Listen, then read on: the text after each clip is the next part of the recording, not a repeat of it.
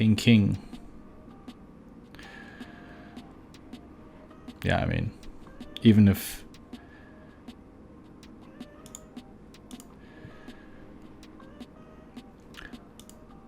no spade.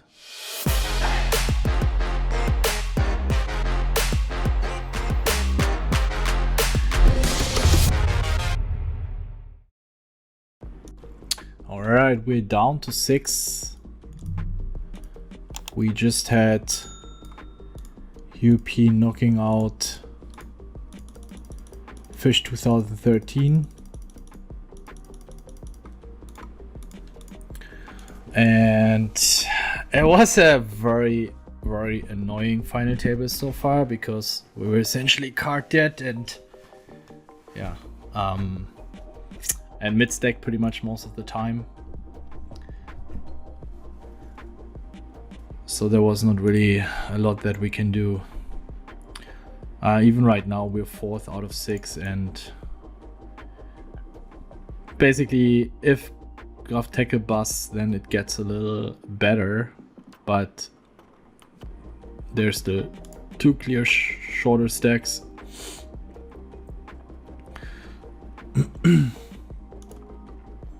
And as always, I don't even know what's for first or what's for second. It really gives me a clear mind on how to play this final table, not having the numbers in the back of my mind or being attached to the money, because this shouldn't really matter. You should try to make the best decisions and then let poker happen for you, so to speak, or let life happen for you. But we're gonna get into all-ins where that's not in our control.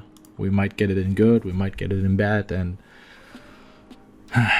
today might be the day, today might not be the day to win a tournament or another tournament. That's just poker, and you need to be aware of it.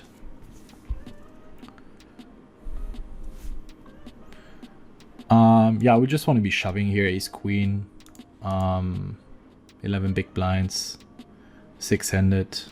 It would be pretty much the bottom of my shoving range, especially against the big blind, where we're gonna be making a lot of EV if he folds. European is going to be shoving incredibly wide. I think at least 60% in this spot, especially when we're in the big blind.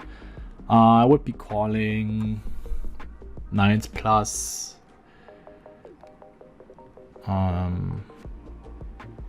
I mean, ace queen, ace king really benefits from him never having aces or kings, and probably not even queens, jacks, 10s. I think he would be inducing those. And now since Graf Tackle is down to 3 big blinds, we also have to be shoving very, very tight from the small blind first in, because IM best is, he has no incentive to call very tight. In fact, he actually also wants the other shorties to bust, because then he can also loosen up against the chip leader. Oh, I would be so pissed in Graf Tackle's shoes. You get a monster for that situation where European is opening very, very loose, and then you run into kings. But I guess that's just how it is. Some people asking me what HUD I'm using. We need runner. Oh, almost. I'm using hand to note. I mean, so right now we can loosen up a bit, since we don't have a clear shorty. I mean, and we got a break, so I would go into the break. My other cam that usually has better quality is something is wrong with my OBS setup here. I've been streaming for recording poker for a while, and now I was just too lazy to set it up, so you guys have to bear with a lower quality cam. But it's not about my shit face, it's about the poker content, right? I'm gonna take a break and then I'll be back in 5 minutes. All right, let's continue. Ace 9 off is a good hand we can be raise folding with here. Definitely not plus EV to shove. I would be shoving ace jack. I would also certainly be inducing ace king, because I know that these guys can also be reshoving quite wide. So blind versus blind, I'm going to be calling against button. I expect him to be shoving very, very loose here, but we still cannot call. Would consider calling ace 9, ace 10, and aces, of course. King, king. Yeah, I mean, even if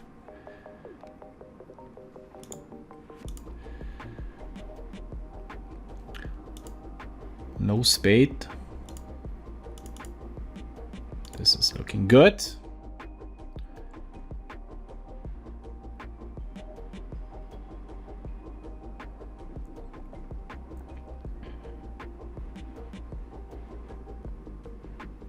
Yeah, I think flatting doesn't really make a lot of sense here. Just want to be them getting it all in against each other. He snap checks. This should have. I mean, European could be on a pure like ace 5 off or ace 4 off.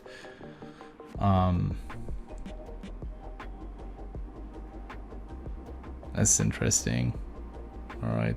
Wow, he folds. He still folds.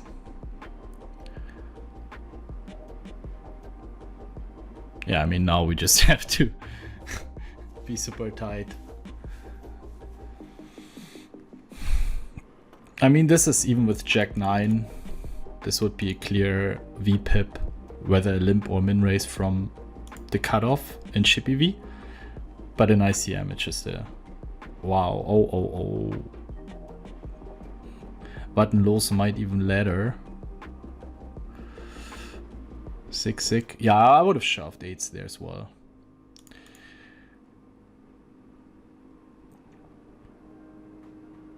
And European should be shoving really 2 here. For him, he doesn't really want to have a 3-way all in, so he can keep exploiting this extreme situation with the shorty. I mean, he can just run over us here. Okay, I mean, that's interesting. I would have, I don't know, I would have just jammed any 2 here.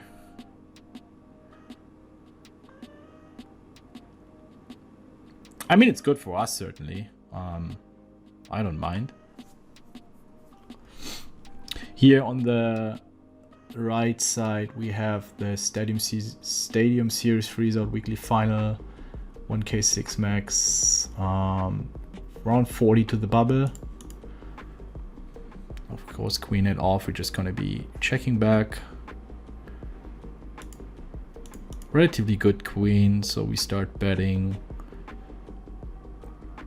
And if it's a clean, I think I'm gonna check back and value bet the river. Oh, it couldn't get any worse. I mean, now if he bets, like he can easily have like ace king as a trap pre. He can have king 9, king jack, king deuce. You can have jack 9, random king highs. Yeah, I mean, we can't value bet ace jack even. And Vattenlos is also out of the tournament, GG, and we are down to 4. And I have no clue how much I've made so far, but it doesn't matter. The ICM jumps, it's about the pay jumps. I'm gonna be 3-betting the king 4 suited here. I think he's gonna be opening pretty loose because it's close to the bubble. He's gonna have a lot of trash here in his range. I think these are the spots where we want to be fairly aggressive.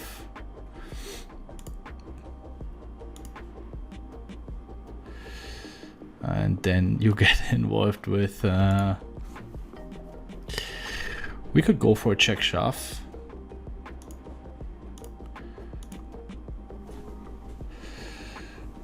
Betting and then facing a jam really sucks with the stack to pot ratio, and I actually don't mind a check back. And now it's less likely he has a strong hand, so unless he has a trap or a turned pocket eights. But even if he has pocket fives or eights, he shouldn't be shoving, because now my delayed betting or delayed bluffing range is full of crap and he wants me to continue bluffing. I also don't expect European to be opening super loose now, because we have nothing to lose, all three of us. We are very even. So yeah, it's not a spot where I would necessarily go bananas against him.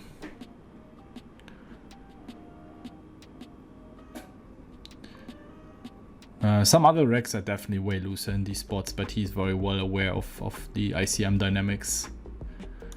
And we would be open shoving here.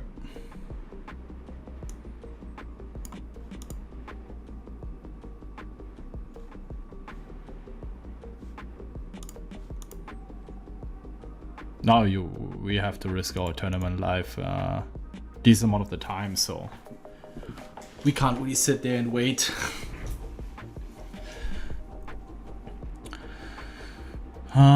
Rooting for a queen or a spade. No, I mean, it's not that bad. He's now quite... Oh, wait. Ah, yeah, he hit his jack. Oh. He did hit his jack. I'm just gonna be limping. And against an ISO raise, we can call. Against a shove, we can fold.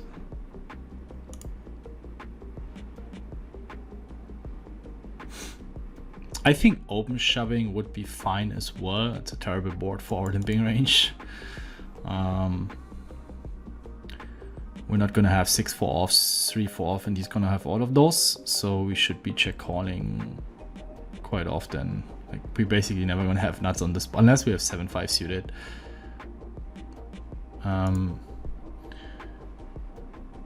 Two overs, gut shot, and it's not such a big part of our big investment of our stack, so the ICM tax on this bet is not that high.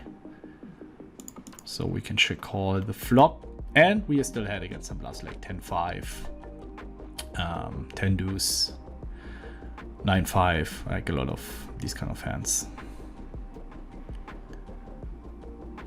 By turn we have to check forward. We're gonna have a decent amount of king highs in our range.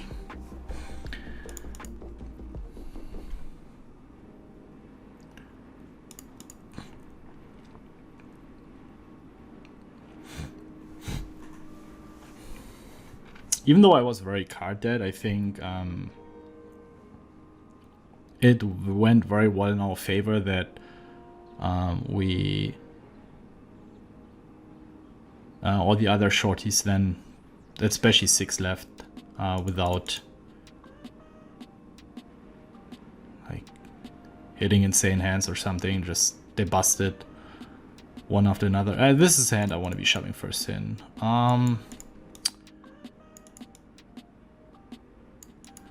It's close, but the problem is now I have 13 bigs. I want to be rather high card heavy. Again, he knows I'm going to be reshoving wide, so I don't expect him to open like queen 3 off and stuff like that. We can open this and forward against the rejam.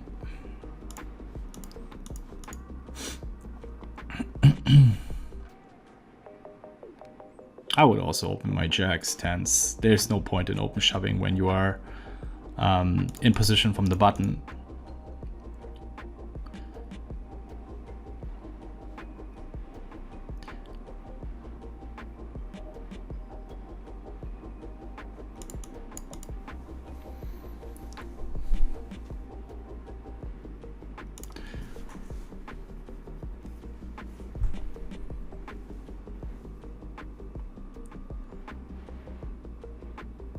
Against some regs, I would definitely rejam 7-6 suited because they are overpacing with their chip lead.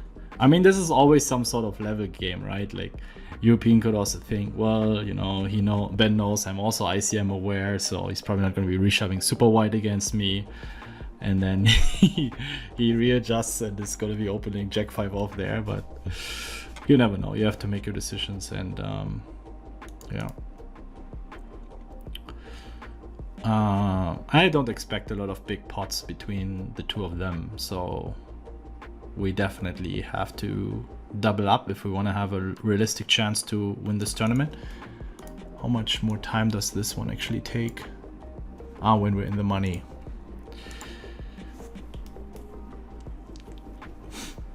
Oh, he's just jamming against his limbs. It's interesting. Yeah, ace 10 off. We are, unless he raises, he jams, then we fold. But if he opens, he folds, we jam. If he opens, he calls, we jam. If he folds and he opens or jams or whatever, we also call. Unless he open jams, then it gets awkward. And good luck us.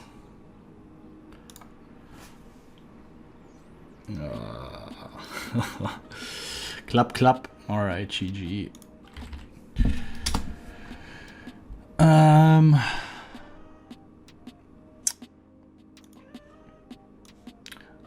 Not bad, not bad. 31K. 71K.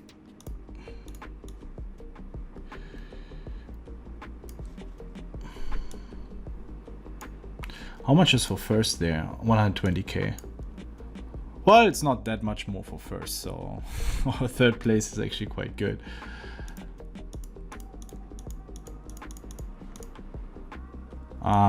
I take it. All right, I'm gonna finish this hand here. Probably just gonna be check folding, but you never know what happens. So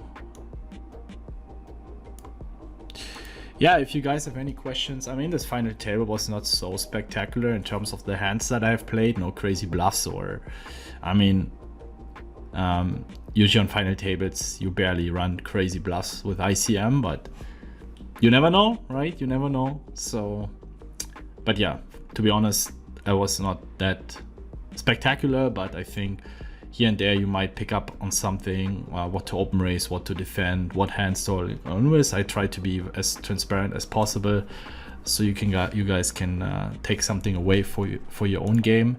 And I try to maneuver this into the money as well to have a day 2 tomorrow.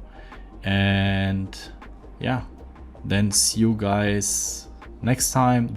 And if you enjoyed, make sure to like, to subscribe, to not miss out on any more deep runs. And then see you guys next time. Bye bye.